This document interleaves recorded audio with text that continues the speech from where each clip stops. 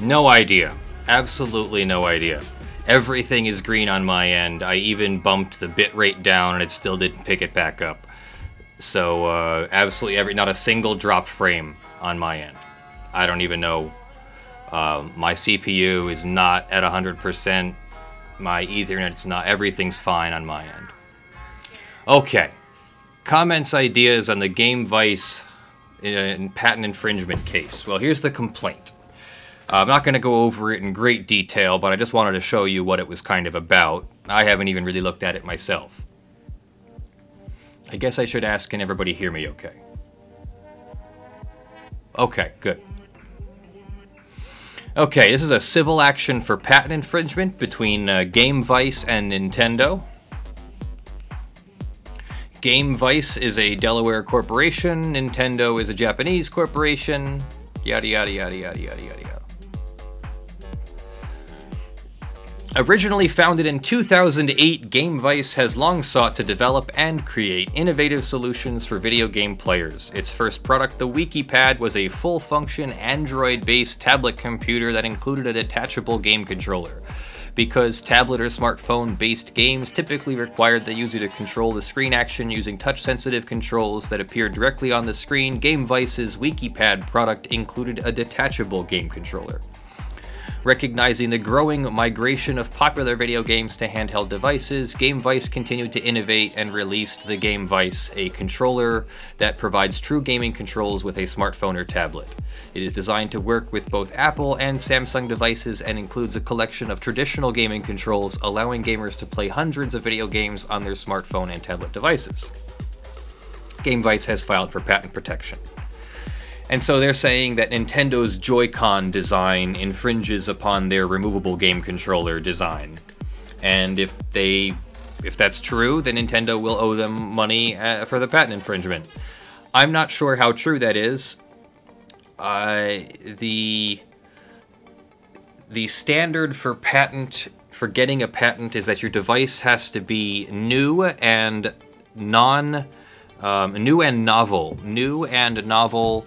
to an expert in the field. So whether or not their patent covers all controllers that detach from a device, or whether their patent only covers specifically their controller design and not Nintendo's controller design, that's all up in the air, and that's going to come down to the facts and a very detailed and long analysis of that. So that's the Game Vice lawsuit, and I will cover that in a longer video later this week. Then I thought I would also go over this one real quick. This is a complaint for trademark infringement between William Robinson and Funny or Die. Apparently, Plaintiff Robinson is the registered owner of a trademark called Throwin' Shade, and he has received registration confirmation. He has used the mark.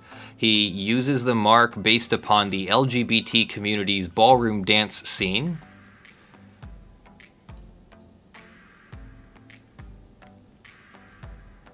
And then Viacom did something here. They used the mark. They started their own production called Throwing Shade, I think.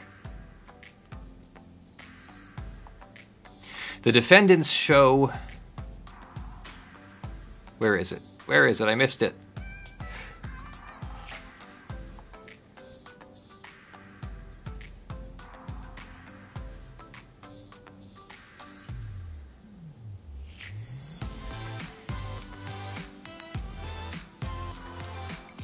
Oh, there's a typo here. This is supposed to be defendant.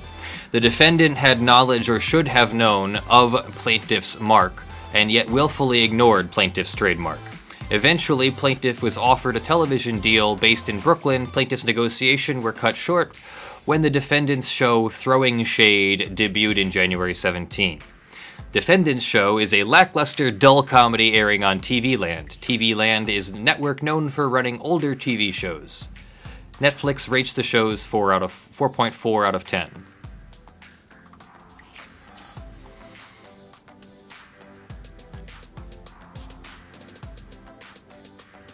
So they're accusing, so he's accusing Viacom of using the phrase throwing shade in a TV Land rerun series in violation of his mark throw-in shade, which is used as what?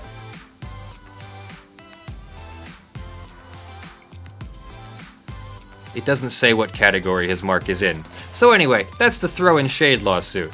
So if you want me to cover that some more, I can cover that some more. That looks like a very interesting, I don't know, is that a misunderstanding of trademark? Is his use of throw-in shade a little bit different than TV Land's use of throwing shade, or was he pitching a show? It looks like he was pitching a show, and his show was not booked because another show had the same name. So, okay, that sounds like a reasonable claim to me. I wonder what, how that will work out for him.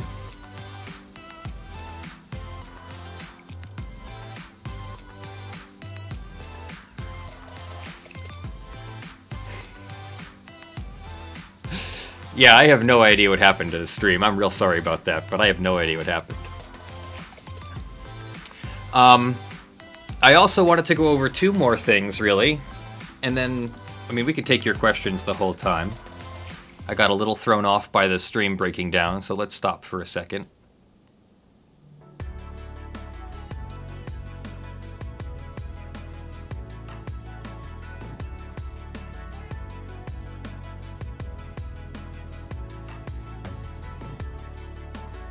Some YouTubers play short and story-driven games all the way through, and some of the viewers could have been potential buyers that will not buy the game now that they have seen it played through. What is the legal stance here? My legal stance on Let's Plays continues to be that Let's Plays are usually not a fair use and are on the borderline between fair use and infringement at the very best. If you have permission to do a Let's Play, great. If the developer, publisher, distributor, owner, EA, whatever, whether that's EA or Bethesda or Atlas 5 or whatever, or excuse me, Atlas, Persona 5, if you have permission, then go ahead and stream all you want. If you don't have permission, that's where you have to start considering fair use. And a plain Let's Play stream is not automatically a fair use. Even with some commentary, it's not automatically a fair use. And even with continuous commentary all the way through, I could still make a strong argument that you were only doing commentary to try and get it in as a fair use, and that it wasn't actual commentary, that you didn't have to show the whole thing from start to finish. That basically you performed the work in very much the same way that I would take a rolled up piece of paper with holes in it and put it through a player piano and it would play the work. That's still a performance. Even if you're standing there going, yes, I really like this work. This is a very nice work. I'm playing this work now and I'm having fun playing this work. That's not necessarily a fair use. As much as we would like it to be, it's not. Why people don't get prosecuted more for it, it's just a matter of every plaintiff is different. Many plaintiffs or owners see Let's Plays as beneficial, and that takes it out of the realm of action, of legal action for them. Tweak 17. Just how important is a precedent, and how important is it towards settling or leaning a case towards parties' favor in court? Precedent, the law is all about precedent. The law evolves over time. Obviously, our society is different than it was 300 years ago when it was formed, so the law has had to be updated to how you handle electronic evidence, for example, or what happens when a new illegal drug is discovered that's not illegal, but also you can't drive while you're on it, you know, etc. So courts have to look at these things and say, okay, it's a good idea for us to make this illegal, or to make this legal, or to make this exception to freedom of speech, or to make this protection for freedom of speech, or protection for discrimination. A recent one that happened that was not going on 300 years ago, the court recently made a a precedent, basically, or at least this is a controversy that's going on in the court system right now over whether sexual orientation or whether gender issues are protected by the laws that say that sex and gender are protected. So do just sex and gender stuff. Does that mean sexual orientation and transgender and other related things are protected, or is it just very strictly your biological gender that's protected, or your gay or straight that's protected? It's a question that the courts have to confront whenever they receive a new issue that they haven't seen before. So precedent is a backbone of the legal system pretty much at all times. What's the best thing about being a lawyer?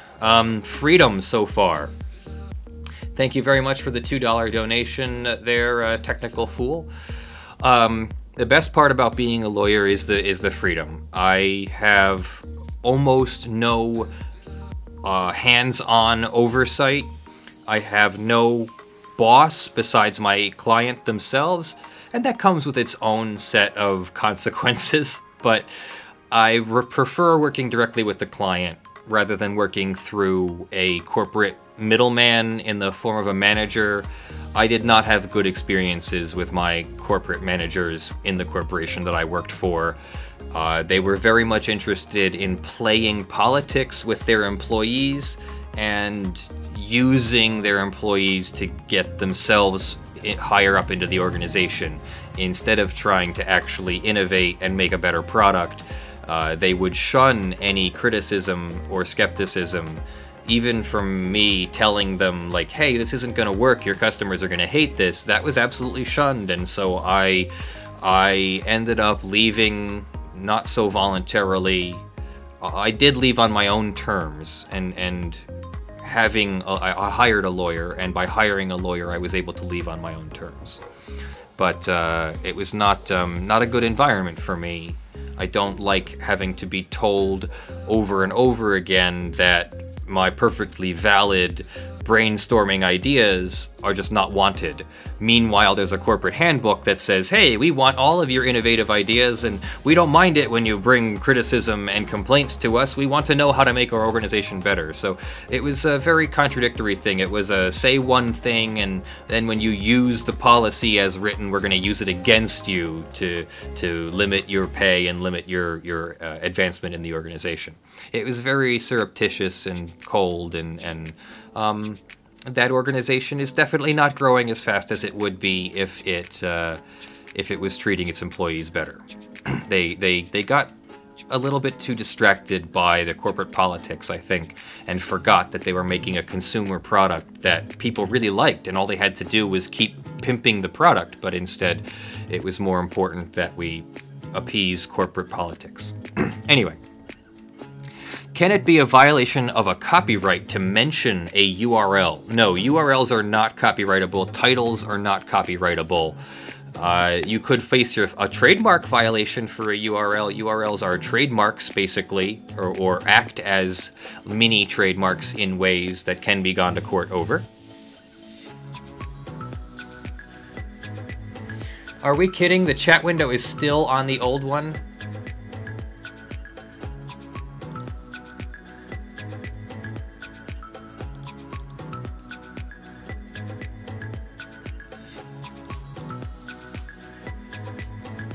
I don't know. Let me make sure that I've got... Oh, you know what? It is still on the old one. You're absolutely right. It's because I changed the stream. You're absolutely right. This should change all of them then. Yes. Okay, sorry about that, and thank you.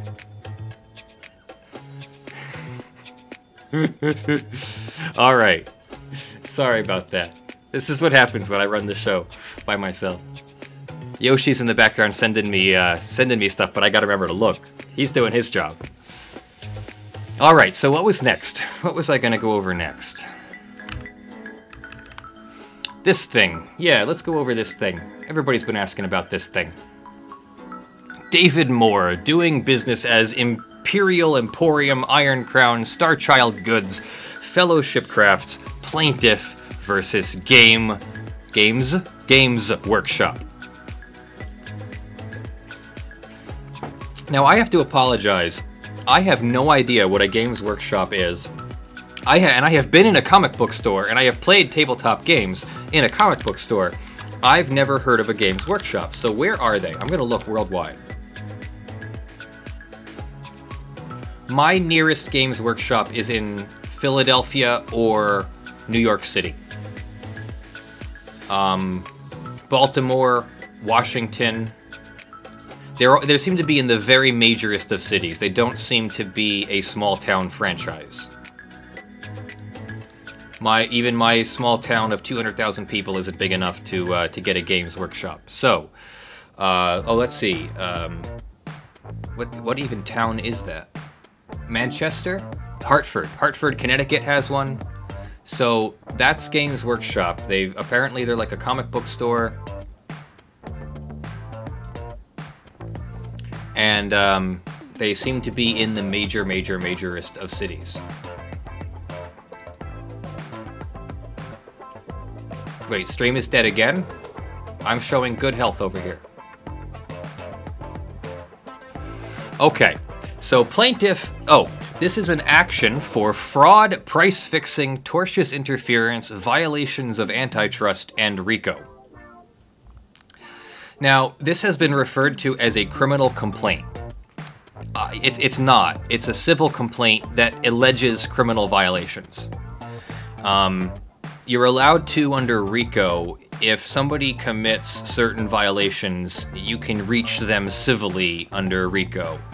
And I believe that's what this is doing here. Now, I am not a criminal prosecutor or criminal defense attorney, and I do not maintain competency in criminal prosecution. So if I stumble over this complaint a little bit, please forgive me. And please do feel free to correct me. This is a two-way learning experience.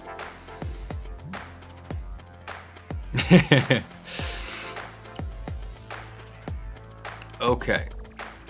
Close this. Plaintiff David Moore hereby sues defendant for violations of U.S. law and RICO under 18 and 15 of U.S. Code, including but not limited to fraud, price fixing, tortious interference, breach of contract, unjust enrichment, restraint of trade, conspiracy, and antitrust violations as follows. We're gonna just do something real quick here because this is annoying the heck out of me.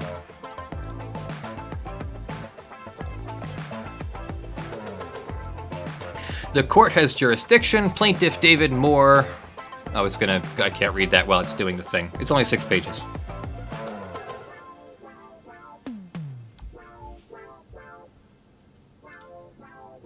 There we go. Okay, Plaintiff David Moore is a retired disabled veteran and an LLM in law. So he's not a lawyer, he has a master's in law. He's an unlicensed attorney unless he also maintains a license. Plaintiffs assist in various religious and charitable organizations in pro bono political advocacy for children's, civil, and international human rights. Plaintiffs have worked in the gaming miniatures hobby business for nearly 30 years, working for FASA, Decipher, and White Wolf Publishing. He owns miniature hobby game store businesses that have been continuously operated, carried, invested, promoted, and built using or selling Game Workshop's product line for 30 years. Defendant Games Workshop is a retailer. Games Workshop hired others to copy existing intellectual property, read steal, to make models and games out of space marine novels, aliens, elder or dwarves, not even changing copyrighted names. Games Workshop ever connives to steal from we retailers by illegal price fixing with a reputation for misquoting copyright laws to threaten, harass, and cheat innocent artists and businesses over ideas they plainly stole from others and do not own. Their entire $300 million a year business in toys, books, and models, all made in China, sold at up to 50,000% markup. Nature of this action. Games Workshop feigns an accidental monopoly on sci-fi fantasy wargaming. In fact, they have intentionally retasked into a criminal scheme, fronting as a game manufacturer to carry out a racketeering enterprise of organized crime, lies, fraud, misrepresentation, price fixing, credit card billing fraud, intimidation, unfair trade practices, bait and switch tactics, and theft of intellectual property, merchandise, and monies against their own distributors and retailers. This architecture of falsehoods and Ponzi is used to manipulate stock prices that actually have no value outside of their construct of deception. They employ a cult of thralls to foment calamity. Wow, never seen that word before. To foment calamity and economic harm against anyone injured by their unethical violations of law. I have to look this word up. I love learning new words. Calamity means the making of false or defamatory statements in order to damage someone's reputation. So it's basically defamation. They employ a cult of thralls to foment calamity and economic harm against anyone injured by their unethical violations of law. For near 20 years, plaintiff stores have been a primary victim of foreign corporation Game Workshop's illegal lies, fraud, intimidation, price fixing, theft, and racketeering crimes, as more fully detailed here under. So it's pretty interesting. The accusations I had heard of were very similar, and so I'm very curious to see. Before owning stores, Moore worked for FASA in support. FASA once made BattleTech. In 1987, Games Workshop in England released the same essential game, a space empire starting in the 31st century with warp travel, dropships, powered armor, gene-modified humans, tracked and hover tanks, and huge robots and pilots called Titans with guns, lasers, plasma weapons. Author Heinlein coined a common law copyright of Space Marines in his novels Misfits, The Long Watch, and Starship Troopers. Space Marines were Heinlein's paragons of human spacefaring military prowess. So in 1987, Games Workshop took Heinlein's Space Marines to add it to the FASA Games theme in a double theft of others' intellectual property. Artist H.R. Giger teamed with 20th Century Fox, Ridley Scott, and James Cameron to make films of human-devouring insectoids, Alien and Aliens, etc. Heinlein's Space Marines battle Giger's aliens in Game Workshop's game, just like in Heinlein's original Starship Troopers, never legally paid for. Prior to stealing these, Games Workshop's games was a 110% ripoff. A Warhammer was a 110% ripoff of Tolkien, A Middle-earth, etc., etc. Okay. Yes, people do this, and it's totally typical that someone will make a Sherlock Holmes character, and then someone else will make another detective, eccentric detective character as well. You don't have a copyright on all dwarven characters, all ogre characters, all goblins or orc characters. However, you do have a copyright on whatever you made that is original. So if Tolkien is the original creator of the word orc or goblin or ogre or troll or dwarf or elves, or has created the character that is the orc or the goblin, or those could be copyright infringement.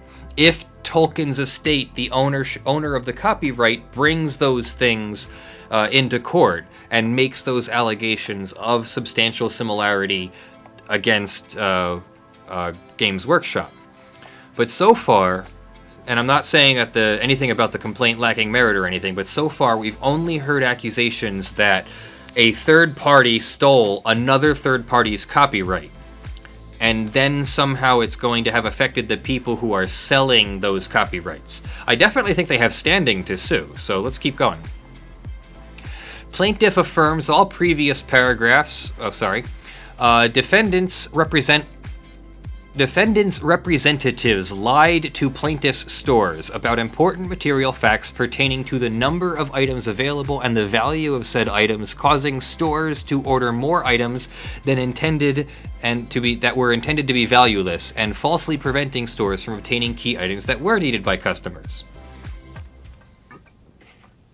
Defendant further continuously tells lies of omission and half-truths contrived to further deceive stores and injure his business directly, with failed sales and failed receipt of products, ever playing at a fraud that, gosh, for some reason the key product items that your customer base wants are simply not available again.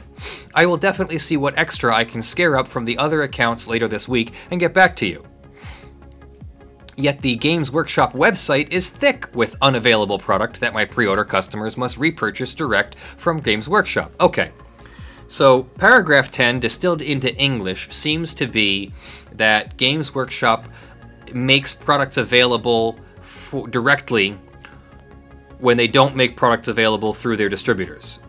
And so they sort of play their own distributors, and those distributors have to then kowtow to Games Workshop in order to get the product whatsoever. Your stores have experienced again and again over this last year that key figures at Games Workshop were planning strategies to pump and dump entire product lines, while requiring their entire staff to keep secrets and sell valueless items to stores. Okay, so again distilling paragraph 11 down to English, it seems to be that Games Workshop pumped product lines to distributors while planning to discontinue them completely, keeping those plans a secret from the stores, causing the stores to lose money when a product line is sold for full price and then discontinued while in the possession of the stores. Your store's business, revenue, and customer relationships are continuously and severely damaged. Yeah, that would definitely hurt your customers' relationships. Games Workshop more and more blatantly violates antitrust law to restrain trade of models that they job out to China, to interfere with stores' ability to do business freely. For nearly 30 years, Games Workshop has always maintained that sellers can set any price we want for wholesale items from them. More recently, Games Workshop has asked its retailers not to have a shopping cart on our websites since they were adding one to theirs. Soon after, without agreement from the stores, Games Workshop asked that advertised prices not be more than 20% off MSRP, directly contradicting their previous assurances and our extant long-held verbal good faith contract. Eventually, Games Workshop claimed to have quietly instituted a policy to outright prohibit any sales which used the internet. Okay, so this accusation is that they have forced their distributors not to use the internet while opening their own internet-based sales system. Using our defendable intellectual property provides us with a considerable barrier to entry for potential competitors. Is it our fortress wall? While our 400 or so Games Workshop stores which show customers how to collect, paint, and play with our miniatures and games provide a barrier to entry, our fortress moat. We have been building our fortress wall and moat for many years, and the competitive advantage they provide gives us confidence in our ability to grow profitably in the future. We also sell product through more than 4,000 other hobby game and toy shops. Games Workshop declares to prospective investors that it is a scheme to fix prices to drive stores not so gradually out of business by creating a monopoly and using contract provisions to keep us out of business. Their fortress wall and moat are but tools to carry out RICO crimes against stores. Stores have been harmed by these economic crimes. Games Workshop failed to ship literally hundreds of items to stores that were bought and paid for, defrauded stores out of shelving that were purchased provided which was never sent.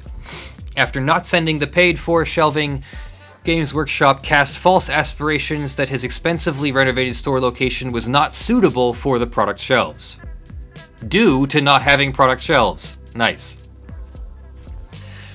As for the third cause of action, willful pump and dump scheme. Defendant are conducting a scheme similar to how penny stock brokers did business before the Securities and Exchange Commission shut them down. Their aforementioned deceptions and lies manipulate the market to increase demand for little plastic pieces that cost 3 cents to mass produce. Okay, pump and dump is one thing, but just saying that someone overhypes a product is not necessarily pump and dump. Then limiting its supply to create an illusion of demand, yeah, that's starting to sound like some kind of conspiracy. Games Workshop continually used an array of managers, employees, and corporate officers to disseminate false information to people who acquiesced to commit to their price-fixing schemes. Hang on, I've lost the chat. Let me get the chat back here.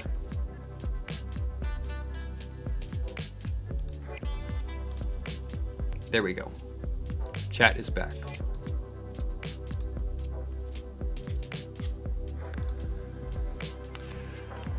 No one working with such a vicious daily scam could claim that they were unaware that it was wrong. Conniving, spying, deceiving, lying about everything every day to people buying items with hard-earned money. Okay. Breach of contract.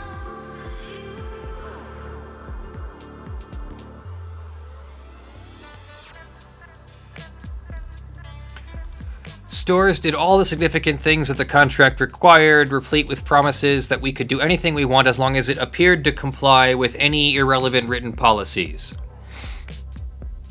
Defendant Games Workshop initially and for some time honored its contractual obligations and provided product and product support when desperately needed stores power to build a brand. Okay.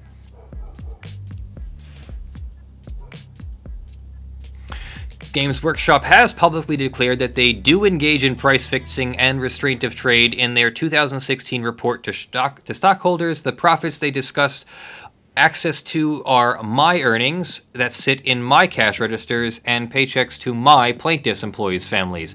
This is theft of my investment. Okay. And the lawsuit is for $50 million? It's for 50... It looks like it's $50 million. And $2.5 million. So this is a tough complaint to get through. This is obviously a pro se complaint, and it's kind of not well written, to be perfectly frank. I'm concerned because if David Moore is representing himself and making these accusations himself, what resources does he have to pursue all of this? I'm assuming that since he's an independent person, he's retired, and he's run the Games Workshop thing for 30 years, that he has some savings and will be able to fund this lawsuit. But I'm still concerned because the lawsuit makes a little bit of sense, but it isn't as clear as it should be. I'm going to look up this case and see where it's gone since May 31st. It's not closed yet.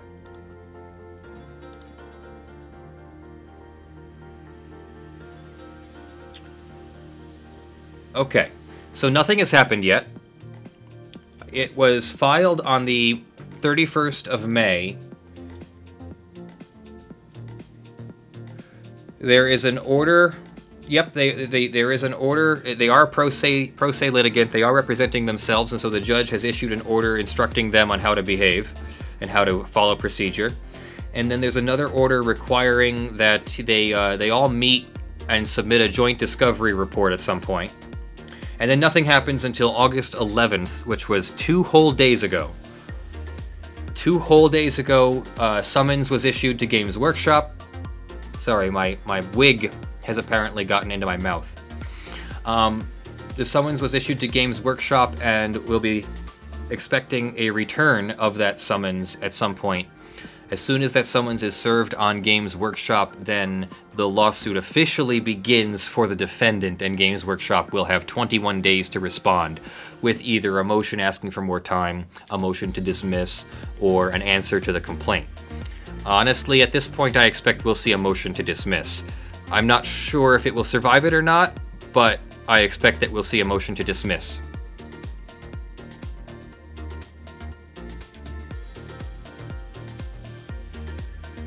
Sorry, getting into the music here. And then the last thing that I wanted to go over, besides more of your questions, was this license agreement with Reading Rainbow. Let's go back to Brandon first for a moment and see if he's got any questions. Leonard, love the work that you do. Thank you, Balewin. I was wondering if there is any other area of law I'm interested in pursuing. Yes, civil rights and First Amendment law. They're just very complicated. You really can't do them alone too much, and they usually require... There's usually a lot of competition to get into organizations like the ACLU or other First Amendment or civil rights organizations. I mean, unless you've got nobody else to turn to, who's going to turn to Leonard French, the YouTube copyright attorney, for your civil rights violation? No, you're going to go get a civil rights attorney, one that's been working for a long time, and they're probably going to take your case on contingency if it's a good case. And that's not something that I can do, so I'm interested in civil rights, but I'm not sure that I'm going to get far until other things take off. We'll get there, though. I have other plans, but they're all related to public service, so I'm very grateful for the opportunities that I've had. As much as I rail against the lunacy and idiocy that I see in the world, I am extremely grateful for the opportunities that I've had. I love to learn, and I look at how much learning we get to do. I haven't been subject to many repressive policies of some countries. As much as the United States has some interesting policies, they're honestly it's a wonderful country, and it's full of wonderful people. There are definitely some concerns I have. You know, we could take a moment and talk about that. Yesterday was a real tragedy, and everybody, the importance of education, the importance of critical thinking and skepticism, the importance of understanding the world around you, isn't that you'll automatically agree with each other. It isn't that you'll automatically agree with me. It isn't that you'll automatically agree with your university or with your government. Education and skeptical thinking, critical thinking, a natural, healthy skepticism for the world is what I was trying to say. These are not bad things. What people need to learn how to do is to use those tools instead of take offense to them. When we have differing viewpoints, there should be no reason why we can't stand on opposite sides of a street and yell at each other. And there should be no need to start hurling chemical weapons or driving vehicles through people in order to make your point that somebody's wrong. That is terrorism.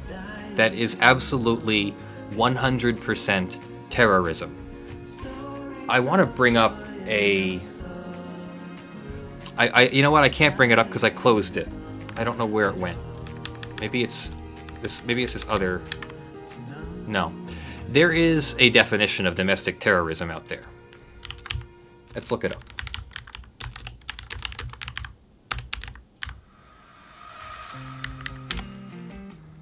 There is an official definition of domestic terrorism. Let me bring Firefox back up, because that's the one that works.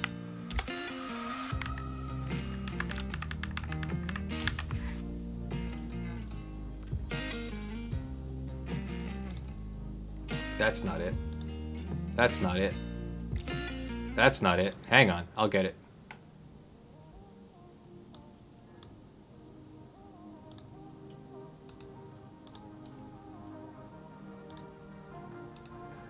Alright, let's just do it this way. This is the definition, or some definitions under the criminal code. And right down here,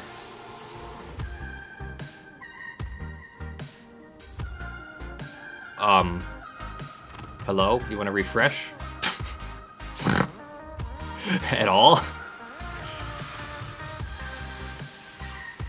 It is not refreshed. Oh, yeah, that's because I am scrolling the wrong window. I'm scrolling my other window. There we go.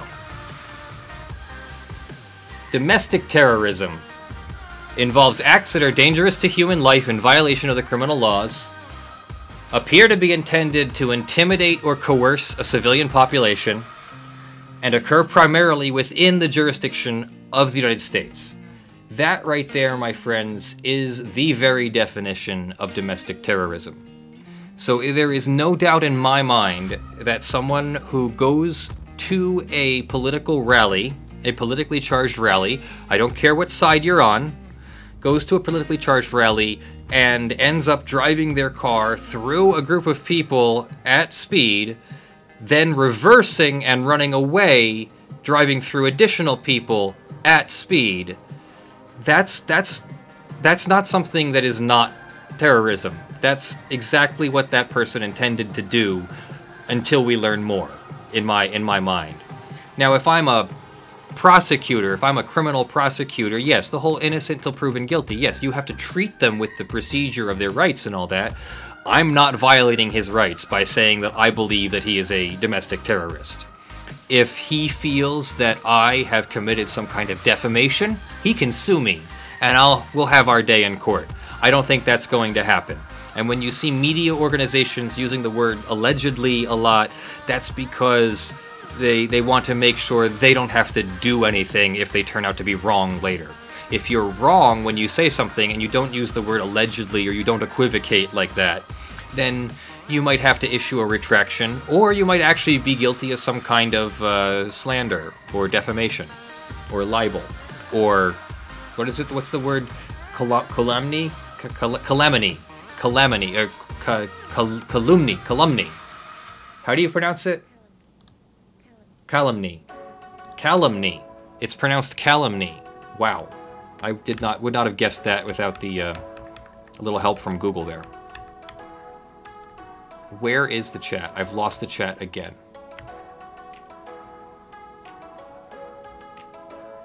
There it is. Nope, that's not it. I also just saw a restore chat. Thank you. Pop out chat. There we go.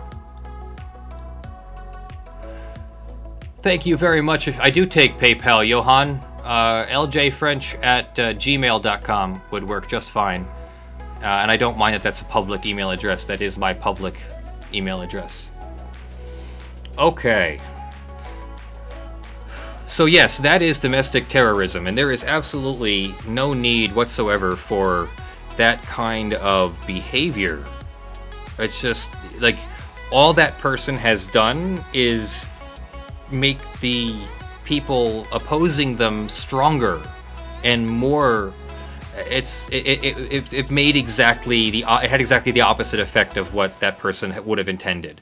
If their intention was to try and further their message, they should have used their words, and they should have won us over with the meritoriousness of their argument. Now, I disagree with that particular person's message, but whatever. It's a free country. That's the beauty of the United States, is it is a free country. You can say that you believe a certain race belongs above other races, and I can't stop you from saying it. I can't stop you from believing it. The government can't stop you from believing it. The problem is when that stuff has to be taken to the violent level. No one's beliefs should be taken to the violent level. Why does it need to be said with violence? If you have to say it with violence, then you've lost already. You've already admitted that you don't have anything else to say, that you've got nothing else to back up your case with than violence. And if that's where we are, then this is not a civilized society anymore, and give us a heads up so we can all turn on each other at the same time. No. No, that's why we don't have that. We're not going back to those days. At least not willingly. So, I'm glad to see that everyone has condemned the attack. I wish it would go further and people would universally call it domestic terrorism. Someone asked why we won't call it white terrorism. Why we don't call it white supremacist terrorism. Well, one, we don't actually know what his beliefs were yet. Two, the same reason that I didn't really like calling it radical Muslim or radical Islamist terrorism. Someone had a really good question before. It was a little bit trolly, but it said, why didn't Obama call it radical Muslim terrorism? And you know, that's a good question, because from an outside perspective and in kind of a tribal mentality, us versus them, isn't it the Islamists that are the terrorists? Well, no. No, actually, one, it's not just Islamists, it's not just whites, it's not just domestic, or it's not just international. People can get upset and commit acts of terrorism no matter what your race is. So that doesn't, you don't need to bring that into it. One, because it's not correlative. It's not causational and it's not correlative. It does not correlate. You cannot say that because a person is Islamic that they will become a terrorist, nor can you say that because a person is a terrorist that they are Islamic. Just as much as you can't say anything else. Just because a person is white that they're a terrorist. Just because they're a Christian they're a terrorist. That none of those things work. So you cannot start off with that. The other reason, the main reason though, why I think Obama didn't say that it was white Christian terrorism or Muslim Islamic radical terrorism was because of one really key definition.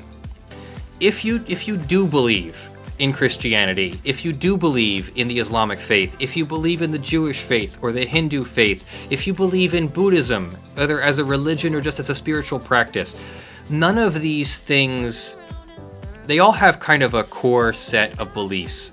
And they're all very much meant to be positive things, to bring positive change about the world. And if you're a person who believes that those things can be used for violence, for divisiveness, for us against them, for I'm better than you, then I argue that you are not acting as a member of that religion. You are not acting in furtherance of those beliefs, and you are therefore a Christian or Muslim or Buddhist in name only, and not as an actual, sincere Muslim, Jew, Christian, or non-religious person, or other religious person. You are sincerely, to me, not a Muslim terrorist because you're not a Muslim if you're a terrorist. You are not a Christian terrorist because you are not a Christian, in my opinion. You do not espouse the beliefs of Jesus Christ. You do not espouse the beliefs of Muhammad. You do not espouse the teachings of your Bible or Torah or, I forgot it. You do not espouse the teachings of your religious text. You are not a Muslim. You are not a Christian, in my humble opinion. And that's why I don't have any problem with people not calling it Christian terrorism, Muslim terrorism, radical Islamist terrorism. Okay, off my high horse. Quran, thank you, sorry. Sorry. Didn't mean to forget that. Okay, so there was one more thing I wanted to go over after that serious subject. That's not it. This one, license agreement. This license agreement right here. I've not read it yet. It's also 33 pages long, so we're going to skim it really quickly. But what I was looking for is what exactly it says he can and can't do in here. The judge did grant the temporary restraining order, preventing LeVar Burton from using the phrase, "but you don't have to take my word for it," in connection with his show. Now, at first, when I first saw that, I thought maybe that's a scène affaire. That's a background item. You always have some kind of segue, right? Some kind of segue, like Philip DeFranco says, well, let's just jump right into it. And, LeVar Burton says, you don't have to take my word for it. So it's the catchphrase. It's kind of one of the hooks of the thing, but it's kind of generic. So at first I thought maybe it was scène affaire, maybe it was generic enough, but no, it seems to have been really, really established as the catchphrase.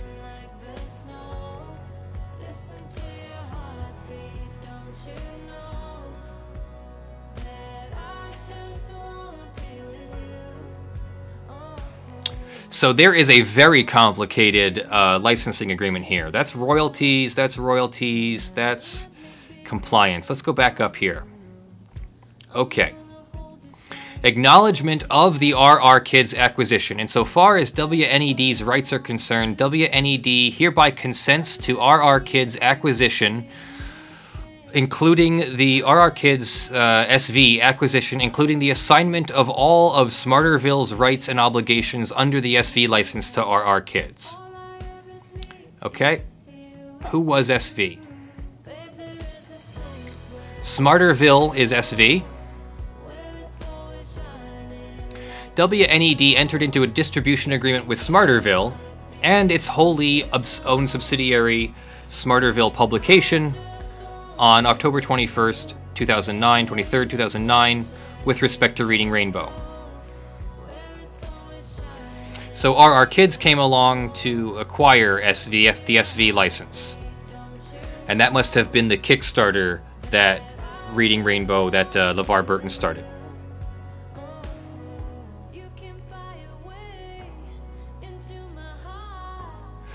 WNED confirms that RR Kids will have the right to exploit any or all of the existing RR series episodes.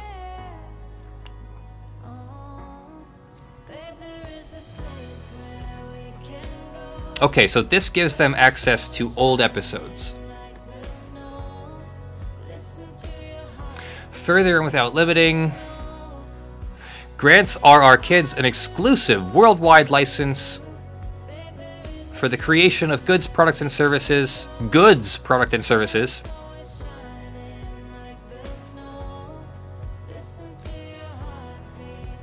It's exclusive to use the marks. And RR Kids will be the sole and exclusive owner of the RR Kids branded content. Future RR episodes.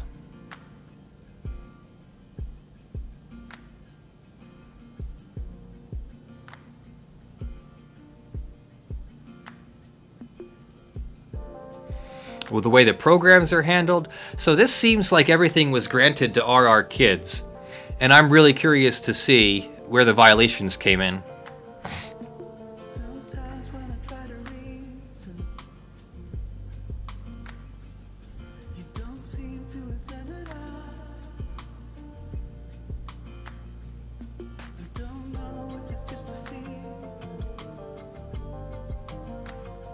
So, in lieu of going over this for the next hour and a half, since there's 33 pages here, I think I'll stop there. It does appear that the license granted limited rights to produce and to use old Reading Rainbow episodes and to produce new Reading Rainbow episodes to the RR Kids Corporation. So if LeVar Burton is on his podcast, which is not RR Kids, and he's saying, but you don't have to take my word for it, that could be seen as a violation. I had also started to read, apologies, my contacts are sticking. I had also started to read that he allegedly was in talks with Netflix in violation of the licensing agreement, that the license agreement did not give him permission to go into talks with Netflix without including WNED. So I'm going to cover that story a little bit later this week in full, and we'll see where that goes.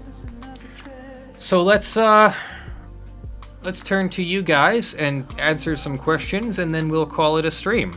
I'm sorry for the technical difficulties before, but I don't think that was my fault. I still have 0 dropped frames on my end over here.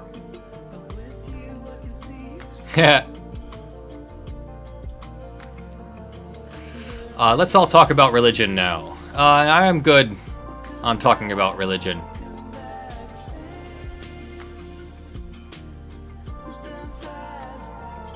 Any word on John Oliver? Nothing on John Oliver yet. What was the thing about testimony? Yeah, let's talk about Bill Browder for a moment. I'm going to do a full video on it in a little bit later this week. But Bill Browder is a financier investment type. He manages, I believe, a hedge fund or several investment funds around the world, worldwide. I don't have the background off the top of my head of Bill Browder himself beyond that. And Bill Browder testified before a Senate Intelligence Committee, and he testified about corrupt money in Russia. And don't worry, none of this is going about Donald Trump or politics or any of that, but this is all something that might be connected to all of that, and people should hear this and be concerned. Bill Browder testified that he began investing money in Russia after the Soviet Union collapsed, after there was supposed to be a more democratic Russia, sometime in the 2000s, in the early 2000s. And very quickly, he started losing money to theft. And as he investigated the theft more and more, it turned out that there were little mini mafias all over Russia in the form of Russian oligarchs, kind of wealthy rulers who secretly ran things behind the scenes. And they would skim off the top through corrupt organizations, through corrupt legal organizations, through corrupt businesses, through literal threats and intimidation. And Bill Browder began working with Russian and international authorities to stem the flow of illegal money through Russia. And he was able to make some progress, and I'll go over this in more detail, but he was able to make some progress, and he actually got the Russian authorities working with him a little bit, helping him take down, or him helping them take down corrupt organizations in Russia. Then Putin comes along. And Putin, when he came into power, initially didn't do anything, and then saw an opportunity. Putin joined forces with the financier and arrested one of these oligarchs. Instead of just arresting a lackey or henchman or underling organization, Putin had one of the largest oligarchs arrested. And in Russia, they don't have a right to a fair trial, apparently. The oligarch was thrown in a cage in the middle of the courtroom for his trial. So he looks freaking guilty the whole time. He's found guilty. 99.9% of the time, people are found guilty in Russia in a trial, from what I understand. So the Russian oligarch was found guilty and sent to jail. And what do you think happened then? Did Putin turn around and say to the rest of the oligarchs, "You'd better shape up or we're going to put you in a cage"? Or did the corruption just stop because of the example that Putin had set? No. Bill Browder testified under oath that Putin turned to the other oligarchs and said 50%. And they gave it to him. And making Putin one of the largest, one of the most wealthy people in the entire world, if not the most wealthy man in the entire world, sitting on 50% of the corrupt money in Russia. So Bill Browder hired an attorney. He hired a Russian attorney to investigate all of this new stuff with Putin. And a corruption investigation grew. And motivation and more hype around it grew, and questions began getting answered, and suddenly the Russian lawyer was found dead. In response, the United States issued sanctions against Russia. I don't know the details of the sanctions, trade sanctions, I believe, taxes and things, and on goods flowing in and out of the U.S. going to Russia. Putin was not happy about this. And then suddenly some things happened in our election last year.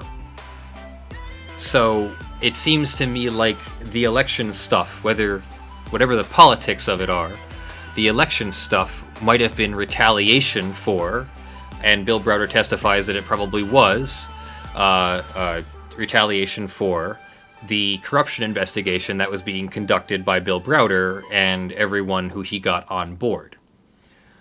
Oh, the sanctions froze the outside assets of the oligarchs. And Tactical Bra says he was found dead, as in thrown off of a balcony. So yes, we're going to be covering this as holy crap. That explains a lot, doesn't it? Doesn't that explain a lot? And how could he not be in power to both have that money to stay in power and then also have the power to use this to get that money? So that's a very scary thing, and I can tell you who will not be going to Russia anytime soon. Yours truly. Yeah. Well, I'm going to start looking over my back at some point, right? So yeah, that's the Bill Browder thing. And holy crap. Okay, and that's all I have at the moment. So please send any quick questions to the chat so I can see them. I have an update in the H3H3 lawsuit, which is to say, there is no update in the H3H3 lawsuit yet. Sorry, I did check before the stream. No update since the 17th of March. That is nearly 5 months that no one has done anything on this case on the judge's end. So I'm really curious. Judges don't typically just let things like this die. I'm not even sure what the limitation is. For example, if you don't prosecute a case in Pennsylvania for 2 years, the case gets dropped automatically. Not at 2 years, but sometime between the second and third year, the court will drop the case. So what about federal? If the judge doesn't rule on the thing, what the hell happens? I don't even know. Hype for next Sunday. Yes, next Sunday I will talk more about things that we talked about this week, and I'll go over things we're going to talk about the week after. And that's next Sunday. So join me next... Is next Sunday is not my special Sunday, is it? Next Sunday might be my special Sunday. Look for the show at a different time. Sunday the 20th. Yes, Sunday I plan on going to a special event at my shooting range, and it goes from 10 to 11 or 12. So I probably will do this stream at more like 1 or 2 in the afternoon my time. I am sorry if that is past your bedtime. I will archive the stream, assuming everything works. However, the stream has not ended. Shit. It says live over here. It says good health. No, he's right. It does say no active stream. Jeez.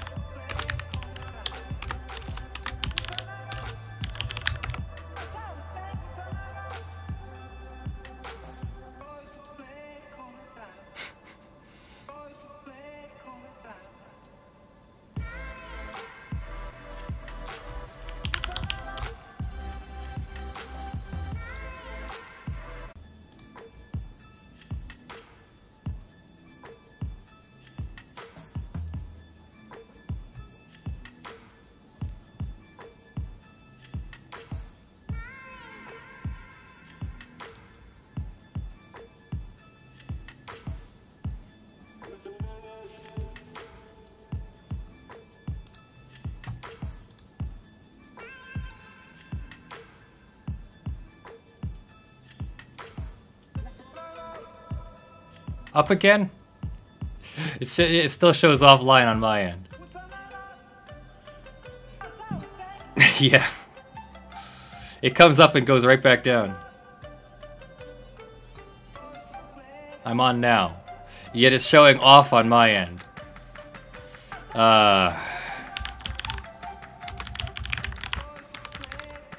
Alright, I need to take the Bob Ross wig off for a moment. I am overheating. Yeah, it looks like YouTube is having lots of trouble. I'm looking on their Twitch. Whew! That is a hot wig. Also, we're going to switch over to the Logitech camera, I think.